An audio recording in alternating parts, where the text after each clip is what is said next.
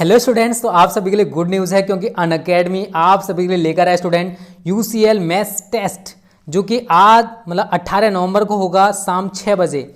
Every Wednesday आप test दे सकते हो अनअकैडमी चैंपियंस लीग के through. Attempt live exam and win prizes and scholarships. आप एग्जाम देकर प्राइजेज जीत सकते हो और स्कॉलरशिप भी जीत सकते हो, एनरोल कर सकते हो फ्री ऑफ कॉस्ट। इस वीडियो के डिस्क्रिप्शन में मैंने लिंक दे रखी है। जो बच्चे 1 से लेकर 10 रैंक तक आएंगे उनके लिए 10,000 रुपये तक के इनाम दिए जाएंगे। जो बच्चे 11 से लेकर 30 तक आएंगे रैंक में आएंगे उनके लिए 5,000 रुपये तक के इनाम मिलेंगे। और जो बच्चे 31 से लेकर 50 रैंक तक आएंगे उनके लिए 3,000 रुपये तक के इनाम दिए जाएंगे। तो बहुत ही अच्छी गुड न्यूज़ है आप सभी के लिए। तो आज ही एनरोल कर लो फ्री ऑफ कॉस्ट। इस वीडियो के डिस्क्रिप्शन में आपको लिंक मिल जाएगी। ओके, हेलो स्टूडेंट्स, स्वागत है आप सभी का आपके अपने YouTube channel smart study classes पर। तो आप सभी को पता है कि हिंदी में इस टाइम हम आपको खंड काव्य पढ़ा रहे हैं, जहां से कि स्टूडेंट बोर्ड परीक्षाओं 5 अंक का पूछा जाता है। और देखो अलग अलग खंड काव्य अलग अलग जिले में पूछे जाते हैं। इसके ऊपर हम वीडियो बना चुके हैं। अगर आपने ना देखी हो तो प्लेलिस्ट में जाकर आप उस वीडियो को देख लेना कि आपके जिले में कौन सा खंड काव्य पूछा जाता है। आज हम डिस्कस करने वाले हैं स्टूडेंट मुक्ति यज्ञ जो खंड काव्य है उसके बारे में। सबसे पहले हम इसका कथानक या जो कथा वस्तु उसको संक्षिप्त में जानेंगे, किस टाइप से आपको बोर्ड परीक्षा में लिखनी है वो मैं आपको बताने वाला हूं। उसके बाद इसका जो कैरेक्टर है, मेन कैरेक्टर है, उसका चरित्र चित्रण जानेंगे। उसके बाद उद्देश्य से कभी कभी पूछ लेता है, तो 2 या 3 वीडियोस में आपको मुक्ति यज्ञ खत्म हो जाएगा। तो टेंशन ना लो, हिंदी की तैयारी सही चल रही है, अभी टाइम बहुत बचा हुआ है क्योंकि अब आपका ज़्यादा नहीं, खंड काव्य कहानियाँ, उसके बाद आपका संस्कृत वाला है और गद्यांश पद्यांश को करने की हम ट्रिक्स बताएंगे जिसकी सहायता से आप आसानी से कर पाओगे। एक बात और देखो, अगर आपको ऑल सब्जेक्ट नोट्स चाहिए, प्रैक्टिस सेट चाहिए या इंपॉर्टेंट क्वेश्चन चाहिए तो उसके लिए आप हमारा क्रैश कोर्स ज्वाइन कर सकते हो। अभी भी फी हमने केवल 499 रखी हुई है जो कि 20 नवंबर तक है। और इसके साथ साथ क्रैश कोर्स के साथ साथ आपको टारगेट 90+ बैच भी फ्री ऑफ कॉस्ट दिया जा रहा है इस टाइम। जो 1100 रुपये का कोर्स है वो आपको 499 में मिल जाएगा। अधिक जानकारी के लिए इस वीडियो के डिस्क्रिप्शन में हमारा व्हाट्सएप नंबर, कॉलिंग नंबर मिल जाएगा, उस पर कॉल या मैसेज करके पूरी जानकारी ले सकते हो। ठीक है, तो यहाँ पर आप क्वेश्चन देख सकते हो स्टूडेंट। मुक्ति यज्ञ खंड काव्य की कथा वस्तु का सारांश लिखिए, कितनी साल पूछा गया है। मुक्ति यज्ञ के आधार पर स्वाधीनता आंदोलन की घटनाओं का वर्णन कीजिए। यहाँ पर आपको क्वेश्चन किसी भी टाइप से वो बना सकता है, कोई दिक्कत नहीं, बट आपको आंसर उसी टाइप से लिखना है जिस टाइप से मैं आपको बताने वाला हूं। तो बात करते हैं आंसर की, किस टाइप से आपको लिखना है। पंडित सुमित्रा नंदन पंत द्वारा रचित मुक्ति यज्ञ खंड काव्य में सन 1921 ईस्वी से सन 1947 ईस्वी तक के मध्य घटित भारतीय स्वतंत्रता संग्राम की प्रमुख घटनाओं और राष्ट्रीय एवं देशभक्ति की भावनाओं को चित्रित किया गया है। तो देखो, इसको किसने लिखा है? पंडित सुमित्रा नंदन पंत जी ने लिखा है मुक्ति यज्ञ खंड काव्य को। और 1921 और 1947 के बीच जितनी भी घटनाएं हुई थी भारतीय स्वतंत्रता संग्राम की, उनका वर्णन किया गया है, डिटेल में समझाया गया किस क्या क्या हुआ था। ठीक है, मुक्ति यज्ञ खंड काव्य में बात करते हैं कि किस टाइप से आपको लिखना है। ठीक है, मुक्ति यज्ञ का संक्षिप्त कथानक। अंग्रेज शासकों ने नमक पर कर बढ़ा दिया था। नमक पर कर का मतलब है नमक पर जो है वो टैक्स बढ़ा दिया था अंग्रेज शासकों ने, क्योंकि उस टाइम आप सभी जानते हो अंग्रेजों का शासन चलता था। गांधी जी ने उसका डटकर विरोध किया। जो गांधी जी थे उन्होंने उसका डटकर विरोध किया। उन्होंने कहा कि नमक पर जो है वो टैक्स नहीं बढ़ाना चाहिए। ठीक है, गांधी जी ने नमक कानून तोड़ने व सत्याग्रह के लिए साबरमती आश्रम से 200 मील की दूरी पर समुद्र तट पर स्थित दांडी ग्राम को चुना। तो उन्होंने नमक कानून को तोड़ना चाहते थे और सत्याग्रह के लिए उन्होंने साबरमती आश्रम से 200 मील की दूरी पर, मील और किलोमीटर अलग अलग होते हैं, ठीक है, मील बड़ा होता है, समुद्र तट पर स्थित डांडी नामक ग्राम था उसको चुना। ठीक है, और एक बार अगर आप सही तरह पढ़ लोगे तो ऑटोमेटिक आपको ये तैयार हो जाएगा। उसके बाद आगे है स्टूडेंट, वहां पहुंचकर उन्होंने समुद्र के पास से नमक उठाकर नमक कानून भंग किया। गांधी जी का उद्देश्य नमक बनाना नहीं था, वे तो इस कानून का विरोध करना और जनता में चेतना उत्पन्न करना चाहते थे।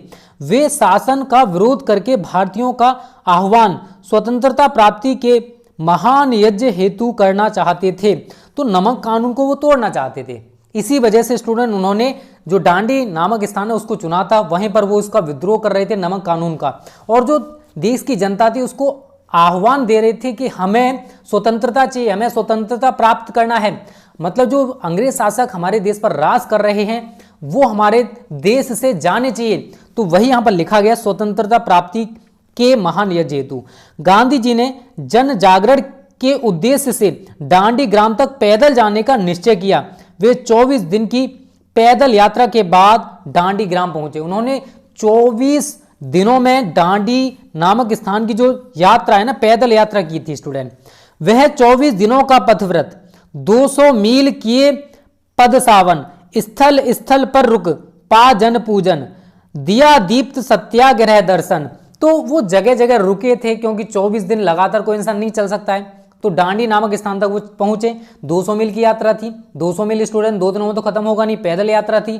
तो जगह जगह रुके, उसके बाद अपने जहां तक वो जाना चाहते थे वहां तक पहुंच गए। ठीक है, आगे स्टूडेंट, गांधी जी का यह कार्य दांडी यात्रा के नाम से प्रसिद्ध हुआ। गांधी जी का दांडी सत्याग्रह सफल हुआ और अंग्रेज शासकों को नमक कानून हटाना पड़ा। तो गांधी जी का ये जो कानून, नमक कानून था स्टूडेंट, अब देखो इन्होंने क्या किया, नमक कानून का विरोध किया था। तो जो अंग्रेज शासक थे उन्होंने स्टूडेंट इस नमक कानून को तोड़ दिया।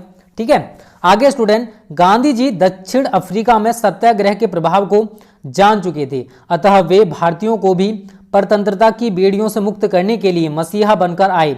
वे सत्य और अहिंसा की शक्ति को बड़ी प्रभावी शक्ति मानते थे और भारतीयों को भी इसी शक्ति का परिचय देना चाहते थे। तो देखो गांधी जी जो थे वो अहिंसा के पुजारी थे। कहा जाता है कि वो हिंसा करना नहीं चाहते थे। अगर कोई आपके एक गाल पर थप्पड़ लगा रहे तो दूसरा गाल आगे कर दो, ये मेरा सिद्धांत नहीं, गांधी जी का था। ठीक है, चलो तो एक बार इसी तरह पढ़ लेना, आपको तैयार हो जाएगा। आगे स्टूडेंट, गांधी जी के सत्याग्रह से अंग्रेज शासक जो थे वो क्षुब्ध थे, बहुत ज्यादा व्याकुल थे, बहुत ज्यादा परेशान थे और उन्होंने भारतीयों पर दमन चक्र चलाना प्रारंभ कर दिया, मतलब उन पर जुल्म सहना स्टार्ट कर दिया था। इसके विरोध में भारतीयों द्वारा जेलें भरी जाने लगी। भारतीयों को जेलों में डालने लगे थे, जेल में डाल दिया गया। जैसे जैसे दमन चक्र बढ़ता गया वैसे वैसे ही मुक्ति यज्ञ भी तीव्र होता गया। तो जैसे जैसे जो अंग्रेज शासक थे अब लोगों को पकड़ के जेल में डाल रहे थे, वैसे वैसे जो लोगों के प्रति स्वतंत्रता प्राप्ति के प्रति आंदोलन था ना, वो भी तेज होता चला गया। ठीक है, गांधी जी ने भारतीयों को स्वदेशी वस्तुओं के प्रयोग और विदेशी वस्तुओं के बहिष्कार के लिए प्रोत्साहित किया और स्वदेशी अपनाने की प्रेरणा दी। इस प्रकार गांधी जी ने भारतीयों में एक अपूर्व उत्साह एवं जागृति उत्पन्न कर दी। तो गांधी जी कहते थे कि हमारे देश की जो बनी हुई चीजें हैं हमें उनका इस्तेमाल करना चाहिए, विदेशी चीजें हमें इस्तेमाल नहीं करनी चाहिए। तो स्वदेशी चीजों को उन्होंने प्राप्त करने के लिए या स्वदेशी चीजें ग्रहण करने के लिए कि इंसान हर एक यूज करे, उन्होंने इसके प्रति भी बोला सभी से। ठीक है, महात्मा गांधी के नेतृत्व में भारतीयों ने अंग्रेजों से संघर्ष का निर्णय लिया। संघर्ष बढ़ता गया। सन 1927 ईस्वी में भारत में साइमन कमीशन आया। भारतीयों ने इसका पूर्ण बहिष्कार किया। साइमन कमीशन को वापस जाना पड़ा। इसके उपरांत भारत में स्थान स्थान पर अंग्रेजों भारत छोड़ो, अंग्रेजों भारत छोड़ो, अंग्रेजों भारत छोड़ो का नारा सुनाई पड़ने लगा। अब गांधी जी पूर्ण स्वतंत्रता चाहते थे। अंग्रेजों के फूट डालो की नीति को अपनाकर मुस्लिम लीग की स्थापना करा दी और हिंदू मुसलमानों को संघर्ष के रास्ते पर खड़ा कर दिया। गांधी जी ने हिंदू मुस्लिम एकता के लिए अनशन किया और अनशन तभी तोड़ा जब उन्हें यह विश्वास दिलाया गया कि यह एकता बनाई रखी जाएगी। ठीक है, उसके बाद स्टूडेंट आगे है, सन 1942 ईस्वी में भारत की पूर्ण स्वतंत्रता की मांग की गई। अंग्रेजों के प्रोत्साहन से मुस्लिम लीग ने भारत विभाजन की मांग की। सन 1947 ईस्वी में भारत की पूर्ण स्वतंत्रता की घोषणा की गई। इधर मुस्लिम लीग के भड़काने से हिंदू मुस्लिम झगड़े शुरू हो गए। यह देखकर गांधी जी बहुत दुखी हुए। जिस समय देश में स्वतंत्रता की खुशियां मनाई जा रही थी उस समय महात्मा गांधी जी मौन व्रत धारण किए हुए थे। वे चाहते थे कि हिंदू मुस्लिम पारस्परिक वैर लड़ाई को त्याग कर सत्य अहिंसा और प्रेम आदि नैतिक गुणों को अपनाएं और भाईचारे से रहें। इस प्रकार मुक्ति यज्ञ खंडकाव्य गांधी जी के स्वर्णिम इतिहास का काव्यात्मक आलेख है। इसमें उस युग का इतिहास अंकित है जब भारत में सर्वत्र हलचल मची हुई थी और संपूर्ण देश में क्रांति की आग सुलग रही थी। तो स्टूडेंट ये है मुक्ति यज्ञ खंडकाव्य की कथा वस्तु। इसे आप आसानी से लिख सकते हो। एक दो बार अगर आप सही तरह पढ़ लोगे ना तो भी आपको अच्छी तरह से तैयार हो जाएगी। तो स्टूडेंट आज की वीडियो को हम यहीं पर समाप्त करते हैं। आज की वीडियो आपको कैसी लगी कमेंट करके बताना और किस जिले में कौन सा खंडकाव्य आएगा इसके ऊपर हम वीडियो बना चुके हैं। प्लेलिस्ट में जाकर आप उस वीडियो को देख सकते हो और नोट्स चाहिए तो उसके लिए आप हमारा क्रैश कोर्स ज्वाइन कर लो। फी यार बहुत कम रखिए आप सभी के लिए 499।